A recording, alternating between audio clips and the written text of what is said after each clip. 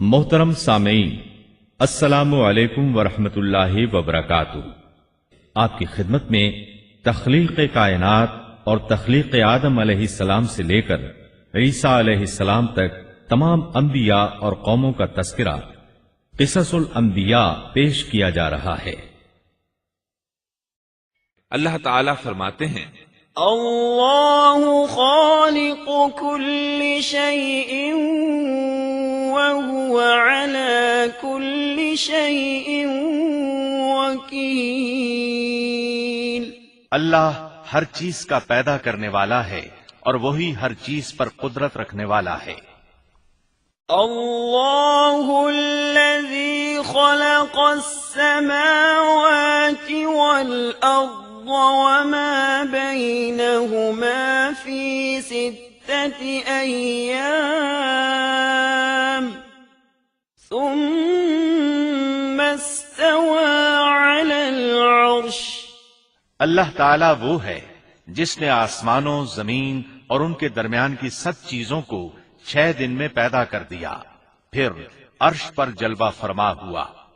مزید اللہ تعالیٰ سورۃ الحدید آیت 4 میں فرماتے ہیں، هو الذي خلق السماوات والأرض في 6 أيام ثم استوى على العرش يعلم ما يلج في الأرض وما يخرج منها وما ينزل من السماء وما يعرج فيها وهو معكم أينما كنتم والله بما تعملون بصير۔ وہی ہے جس نے آسمانوں اور زمین کو 6 دن میں پیدا کیا، پھر عرش پر جلوہ فرما ہوا۔ وہ خوب جانتا ہے اس چیز کو جو زمین میں جائے اور جو اس سے نکلے، اور جو آسمان سے نیچے آئے، اور جو کچھ اس میں چڑھ کر جائے، اور جہاں کہیں تم ہو وہ تمہارے ساتھ ہے، اور اللہ تمہارے اعمال کو دیکھ رہا ہے۔ اسی طرح اللہ تعالیٰ سورہ ہود آیت 7 میں فرماتے ہیں، وَهُوَ الَّذِي خَلَقَ السَّمَاوَاتِ وَالْأَرْضَ فِي 6 أَيَّامٍ وَكَانَ عَرْشُهُ عَلَى الْمَاءِ۔ اور اللہ ہی وہ ذات ہے جس نے 6 دن میں آسمانوں اور زمین کو پیدا فرمایا اور اس کا عرش پانی پر تھا۔ امام احمد بن حنبل رحمت اللہ علیہ نے ابو رزین عقیلی سے بیان کیا ہے، انہوں نے کہا، یا رسول اللہ، أين كان ربنا عز وجل قبل أن يخلق السماوات والأرض؟ فقال صلى الله عليه وسلم، كان في عماء ما فوقه هواء وما تحته هواء ثم خلق عرشه على الماء۔ اے اللہ کے رسول صلی اللہ علیہ وسلم، آسمانوں اور زمین کو پیدا کرنے سے پہلے ہمارا پروردگار کہاں تھا؟ آپ نے فرمایا عما میں تھا، یعنی اللہ کے سوا کچھ بھی نہ تھا، نہ اس کے اوپر ہوا تھی اور نہ اس کے نیچے ہوا تھی، مطلب یہ کہ کچھ نہ تھا، پھر اس نے پانی پر اپنا عرش پیدا کیا۔ گویا یہ تھی مخلوق کی ابتدا۔ امام احمد، امام ترمذی، امام ابو داود اور بہت سے دوسرے محدثین رحمہم اللہ نے سیدنا عبادہ بن صامت رضی اللہ عنہ کی روایت بیان کی ہے۔ وہ کہتے ہیں، سمعت رسول اللہ صلی اللہ علیہ وسلم يقول ان اول ما خلق اللہ تبارک وتعالى القلم ثم قال له اكتب فجرى في تلك الساعة بما هو كائن إلى يوم القيامة۔ میں نے رسول اکرم صلی اللہ علیہ وسلم کو فرماتے ہوئے سنا، آپ فرما رہے تھے، بلا شبہ اللہ نے سب سے پہلے قلم کو پیدا کیا، پھر اللہ نے اس کو حکم دیا لکھ، چنانچہ وہ اسی وقت چل پڑا اور قیامت کے دن تک ہونے والی ہر چیز لکھ دی۔ یہ اللہ تعالیٰ کا علم تھا جس کو قلم نے اس کے حکم کے مطابق لوح محفوظ پر لکھا۔ امام مسلم رحمت اللہ علیہ نے سیدنا عبداللہ بن عمرو بن عاص رضی اللہ عنہما کی روایت بیان کی ہے، اس میں سب سے پہلی چیز کے بارے میں وضاحت کی ہے اور جمہور فقہا کی رائے بھی یہی ہے۔ عبداللہ بن عمرو رضی اللہ عنہما بیان کرتے ہیں، سمعت رسول اللہ صلی اللہ علیہ وسلم يقول كتب الله مقادير الخلائق قبل أن يخلق السماوات والأرض ب50,000 سنة قال وعرشه على الماء۔ میں نے سنا آپ فرما رہے تھے اللہ تعالیٰ نے آسمان و زمین کی پیدائش سے 50,000 سال پہلے تمام مخلوقات کی تقدیریں لکھ دیں اور اس وقت اس کا عرش پانی پر تھا۔ اس حدیث مبارک سے واضح ہو گیا کہ سب سے پہلے پانی اور پھر پانی پر عرش پیدا کیا گیا، پھر قلم کی پیدائش ہوئی، اس نے تقدیر تحریر کی، پھر آسمان اور زمین کی تخلیق ہوئی، اور جس حدیث میں آیا ہے کہ ابتدا میں قلم کو پیدا کیا گیا، اس کا مطلب یہ ہے کہ اس جہان کی مخلوقات میں سب سے پہلے اس کا نمبر ہے، نہ کہ باقی تمام جہانوں کی مخلوقات میں پہلا نمبر ہے، اور اس کا تذکرہ بخاری شریف کی اس حدیث میں ہے۔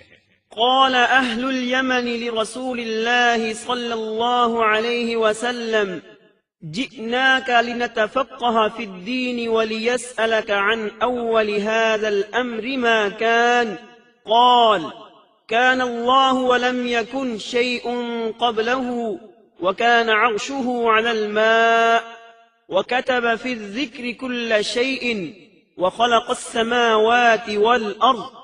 یمن سے آئے ہوئے ایک وفد نے رسول اللہ صلی اللہ علیہ وسلم سے کہا، ہم آپ کے پاس دین کی سمجھ اور ابتدائی خلق کے بارے میں پوچھنے کے لیے آئے ہیں، یہ کہ سب سے پہلے کیا چیز تھی؟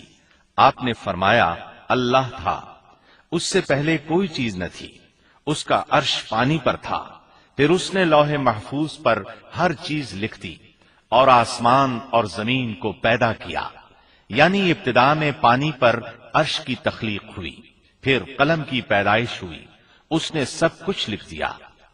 علماء کرام کا بیان ہے، قلم کے فوراً بعد لوح محفوظ کو پیدا کیا گیا، چنانچہ قلم نے لوح محفوظ میں ہر چیز لکھ دی۔ اس کے بعد کائنات کی باقی مخلوقات اور آسمان و زمین کی پیدائش معرض وجود میں آتی گئی۔ اشیاء کی پیدائش والی ترتیب میں علماء کرام کے کئی اقوال ہیں، اور ہم نے آپ کے سامنے جمہور علماء اور فقہا کی پسندیدہ اور راجح ترتیب پیش کی ہے۔ آسمان اور زمین کی مخلوقات کی ترتیب کیا ہے، اس بارے میں امام مسلم رحمت اللہ علیہ نے سیدنا ابو ہریرہ رضی اللہ عنہ کی روایت پیش کی ہے۔ وہ کہتے ہیں، أخذ رسول الله صلى الله عليه وسلم بيدي فقال خلق الله عز وجل التربة يوم السبت وخلق فيها الجبال يوم الأحد وخلق الشجر يوم الاثنين وخلق المكروه يوم الثلاثاء وخلق النور يوم الأربعاء وبث فيها الدواب يوم الخميس وخلق آدم عليه السلام بعد العصر من يوم الجمعة في آخر الخلق في آخر ساعة من ساعات الجمعة فيما بين العصر إلى الليل۔ نبی اکرم صلی اللہ علیہ وسلم نے میرا ہاتھ پکڑا اور فرمایا، اللہ تعالیٰ نے ہفتے کے دن مٹی کو پیدا کیا، اتوار کے دن زمین میں پہاڑ، پیر کے دن درخت، منگل کے دن تکالیف، مصائب، جراثیم اور بیماریاں، بدھ کے دن نور کو، جمعرات کے دن زمین میں چوپایوں کو پھیلا دیا، اور تمام مخلوقات میں جمعے کے دن کی آخری گھڑیوں یعنی عصر سے رات کے درمیان میں آدم علیہ السلام کو پیدا کیا۔ مطلب یہ کہ ابتدائے آفرینش میں جن مخلوقات کی تخلیق ہوئی ان میں سے آخری مخلوق انسان تھا۔ اس حدیث میں مختلف حالات کو نہایت وضاحت سے بیان کیا گیا ہے۔ اس سے بخوبی پتہ چل گیا کہ ابتدائی مخلوقات کی ترتیب کیا تھی۔ ان میں سے آخری نمبر آدم علیہ السلام کا تھا، جبکہ آدم علیہ السلام نسل انسانی میں سب سے پہلے اور تمام انسانوں کے باپ ہیں۔ انسانوں سے پہلے فرشتے اور جن پیدا ہو چکے تھے۔ صاحب عقل مخلوقات میں سب سے پہلا نمبر فرشتوں کا، دوسرا نمبر جنوں کا اور آخری نمبر انسانوں کا ہے۔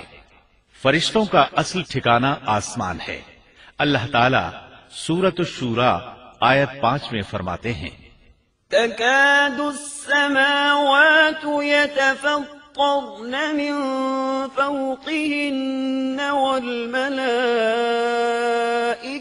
يسبحون بحمد ربهم ويستغفرون لمن في الأرض ألا إن الله هو الغفور الرحيم۔ قریب ہے کہ آسمان اپنے اوپر سے پھٹ پڑے اور تمام فرشتے اپنے رب کی تسبیح اور تحمید بیان کر رہے ہیں اور زمین والوں کے لیے استغفار کر رہے ہیں۔ خبردار، اللہ تعالی معاف کرنے والا، رحمت کرنے والا ہے۔